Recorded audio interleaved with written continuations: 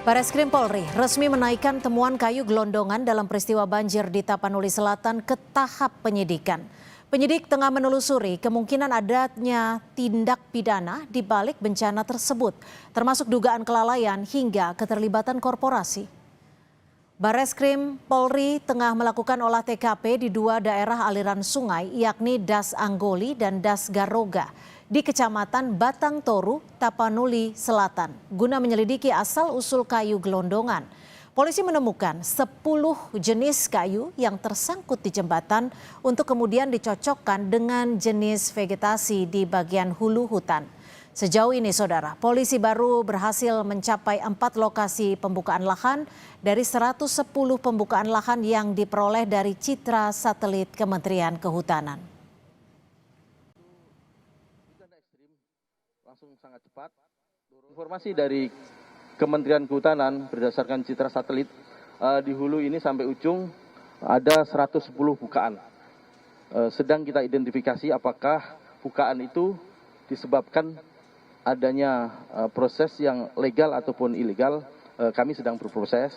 Akan tetapi kami sudah menemukan setidaknya ada bukaan yang disebabkan adanya kegiatan perkebunan, yaitu milik PTT, itu di kilometer 6 dan kilometer 8. Inilah yang kami temukan, ada beberapa kayu yang identik, vegetasinya berada pada lahan ini.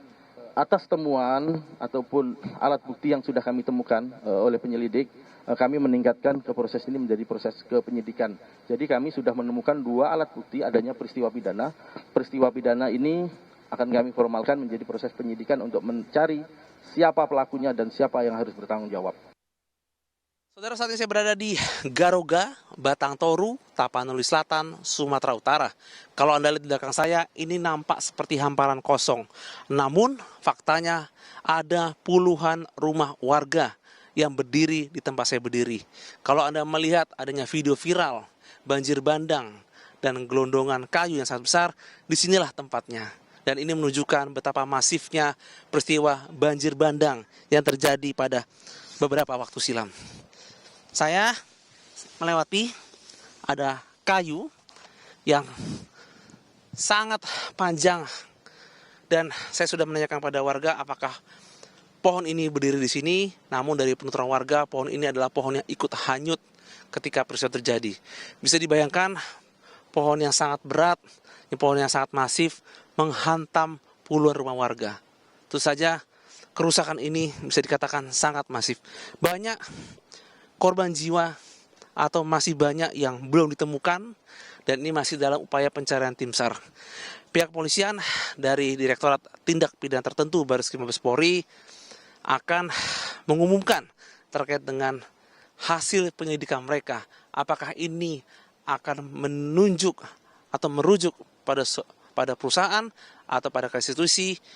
Tentu saja ini masih menunggu hasil keputusan resminya.